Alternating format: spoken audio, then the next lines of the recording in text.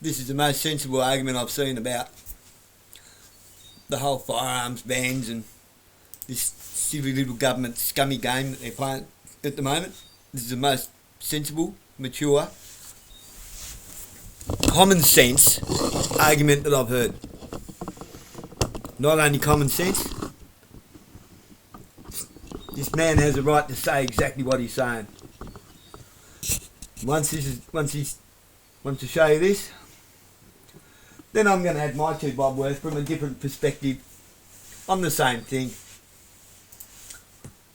Under the velvet canopy of a circus, let the show begin.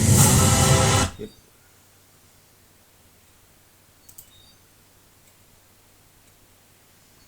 One uses their 6 degrees of separation to... G'day. I hope I can stop doing these, but as the title suggests, this video is a call to action. I'm on quiet stroke because I did nothing wrong. I hope Mins and Albanese see this, and I'd please someone uses their 6 degrees of separation to make sure they do. I think I'm supposed to use the honourable in front of their names. I don't think they deserve this moniker. Nor do I. As you can see from my garb, I'm an RFS member. In fact, I'm a decorated deputy captain in my 35th fire season. And like many rural fire service members, I live rurally. Many of us own guns, and we shoot recreationally, and we hunt or are primary producers. Many also help farmers meet their legal obligations to keep feral animal numbers down. But apparently that doesn't matter. Well, hopefully it might after this call to action.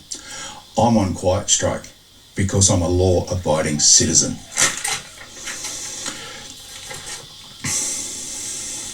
Albo and Mins, with their inaction, are letting Australia burn metaphorically. I'm not going to attend any fires or disasters until Mins abandons his gun ban and Albanese cancels his proposed buyback. This may mean Australia literally burns. At the time of writing or filming, there are 52 active fires in New South Wales alone. I'm on quiet strike because I'm not an Islamic terrorist. Over the last couple of days, I've spoken to many other firefighters and have urged them to do the same. All you politicians like to call us the 70,000 person strong army that come together in an emergency. I'm calling an emergency. I'm on quiet strike because Mins and Albo don't deserve my help. This video is a call to action to every rural fire service volunteer to go on quiet strike with me and decide not to volunteer until Albo abandons his plans and the New South Wales government abandon their plans. We've done nothing wrong. We weren't Islamic extremists who committed religious terror against another religion. We are law-abiding citizens and have devoted great parcels of our lives to helping the people of New South Wales under the banner of the New South Wales government. I'm on quiet strike because I'm not a criminal. We did nothing wrong. We do not need to be punished. Earlier, I said I was a decorated member of the RFS. This is my Premier's commendation. I no longer feel proud to wear it.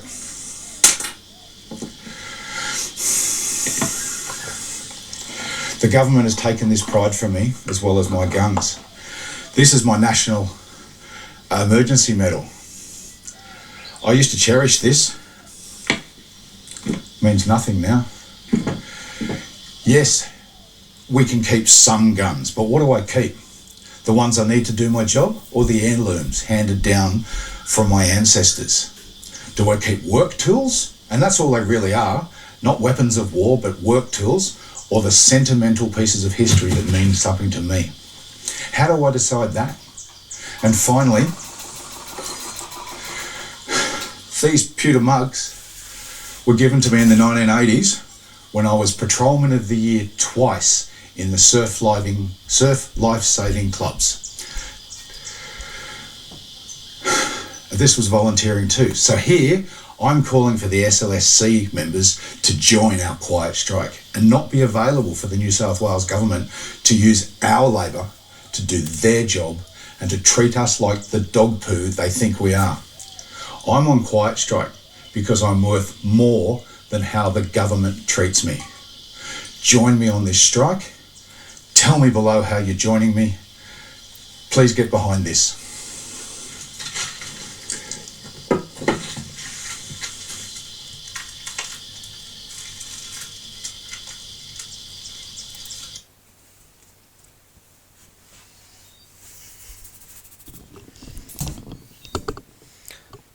I think you can see by this bloke's demeanour, he's not only pissed off, he's pretty upset. And rightly so. Now I'm going to tell you something from a completely different point of view. Yeah, I know everything, don't I? No, I don't actually know everything. But I know a lot more than a lot of the people seem to think they know. Why?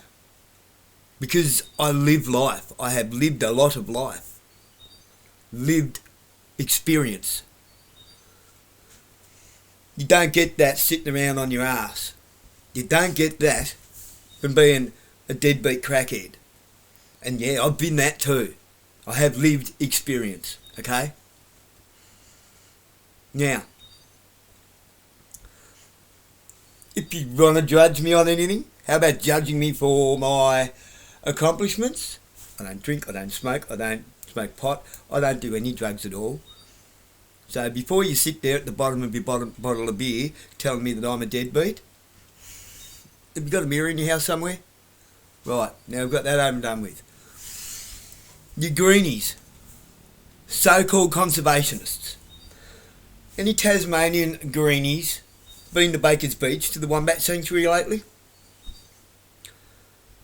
And when was the last time somebody seen a full-grown wombat? I mean, a full-grown wombat, like a full-grown wombat. You know, the type that you write your car off on and it straddles off into the bush unfazed. I haven't seen one since I was a kid, and I'm 52 in a couple of days. I haven't seen a big wombat since I was 18, 20 years old. And I used to see them a lot. Where are they? Starving to death. Why? Because the wallabies and kangaroos are out of control. Why? Because there's no vermin control. Yes, wallabies and kangaroos might be our national anthem, but they're also our vermin. And they're eating up all of the Wombat Sanctuary grazing areas. All of the grazing areas. By the time the wombats get there, a mob of roos already been and cleaned it out. Or a mob of wallaby. So they wander off, look to the next one, just to find dirt. They're starving to death. This isn't a UNICEF problem. This isn't a World Wildlife Fund issue. This is a common sense issue. This is land and wildlife management issues. How? Nobody can actually do proper vermin control anymore. Not for the forestry. Okay, so what are they doing in the forestry now? Where do you think the Tasmanian devil facial tumours are coming from? Common sense will tell you, and it's a fact. I'm not going to give a fuck what anyone says. Sorry for the F-bomb, not sorry. What do Tasmanian devils eat? They're the scavengers of the bush. They eat dead animals. Right? They're the scavenger of the bush that cleans the bush up. They eat dead stuff. They don't hunt unless they're really, really, really, really desperate for something to eat. Sustainable Timbers Tasmania contracts people to drop 1080 bait all over the place. Carrots dusted in 1080 bait. This is no better than myxomatosis for rabbits. May as well be using DDT and all that stuff. It's horrible. It's a horrible way for the animal to die. It's sick, twisted, it's sadistic. It is a sadistic, painful, long, agonising way for an animal to die.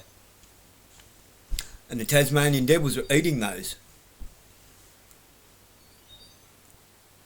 So vermin control, our right to vermin control is taken away from us based on what?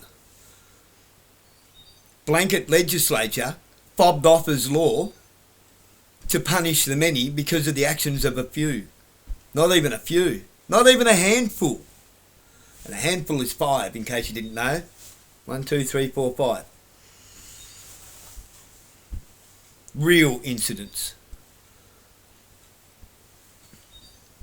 I'm not going to get into the conspiracy theory side of it. Not even am I going to get into the conspiracy fact side of it. It's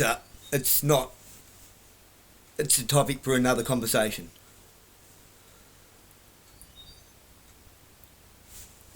I, 52, in 2 days now, 28th, may as well say 2 days, on the 28th. I've had guns and been shooting since I was 9 years old. I've recently had my firearms licence taken off me for the 3rd time. First time, I forgot to renew it. Oh, boo-hoo. Doesn't suddenly make me a terrorist, doesn't suddenly mean that the gun's going to run out on the street by itself and shoot somebody. Second time, I break up with a partner who had a twisted, sour, horrible attitude on her, who was cheating on our family, but thought she wanted to get the house and the kids back, being public housing. No, I don't call it social housing. We're not a socialist country, although I'm starting to bloody wonder. So a statement gets made. So they have to act on that statement. Doesn't matter what the kids said or I said. The kids backed me up all the way. The kids stayed with me, by the way. But I still have a family violence order for no violence. It took me almost 2 years and $1,000 to get that firearms licence back. Recently I had a police officer come to my house. A kid. A big kid, but still a kid. With his Batman utility belt fucking attitude.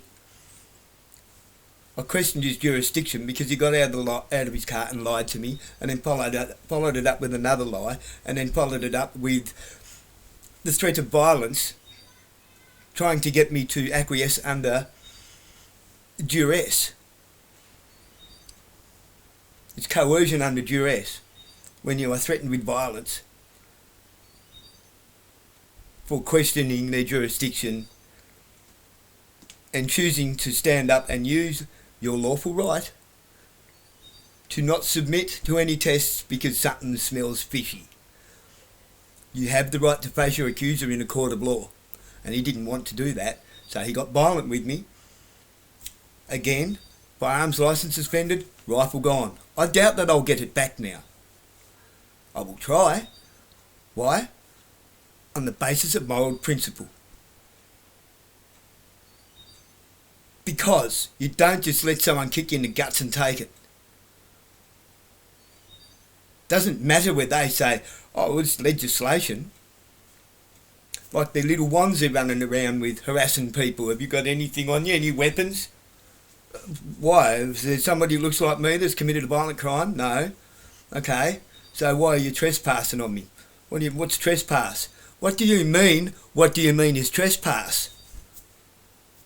You know that's a law, right? That's an actual law, not a legislation.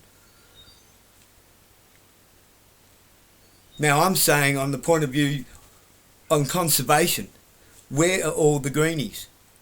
Where are all you conservationists that actually care for wildlife and the bush and for farmers and for number controls? We need number controls. You cannot just let Wallaby and Roo breed like crazy. Wombats breed very slowly. There's many other animals that breed quite slowly that also rely on those grazing pastures, those grazing areas in the bush. But Wallaby and Roo, it's always one out of the pouch running around, one in the pouch, and one in the womb. At all times there is always 3 joeys.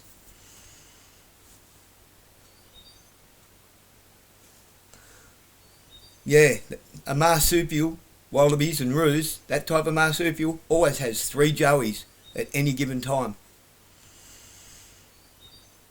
And they run fast, they eat like crazy. I've reared orphan wildlife. My mother and I have reared over 50 wallabies and we've only ever lost one. It's a pretty damn good innings from little things. From little things, big things grow. I'm also a shooter, a responsible shooter. For dog meat, for my own meat, and for vermin control. Not as a primary producer, for my own personal. I love rabbit and I love wallaby. In realistic amounts. Rabbits are not native to Australia. So, you know, you can't go crook about taking as many rabbits as you can get, because they destroy habitats quicker than you can think. Rabbits get in, here's one thing for you. Rabbits get into farms, dig holes, cows tread in them, break their ankles and die. A cow cannot walk real good on a broken leg and they'll lay there in the rain and die. Horses. Lame because of rabbit holes. You know what they do with a lame horse, don't you? Up the top pasture, they end up glue. Why? Because we cannot vermin control. He's got a point. And no matter what you think of me, I don't care. You know I do too. So, Governor General, sack this entire government, put us under a military martial law, put the military in charge of all of our docks, all of our shipping, all of our quarantine, close down the embassies and consulates, stop all diplomatic immunity. We need a military royal commission, and kindly, Governor General, close the door on the way out so that we can install a lawful government that serves the people, for the people, in favour of the people. Let's get back to being a constitutional country, can we? Let's get back to law, because legislature ain't law.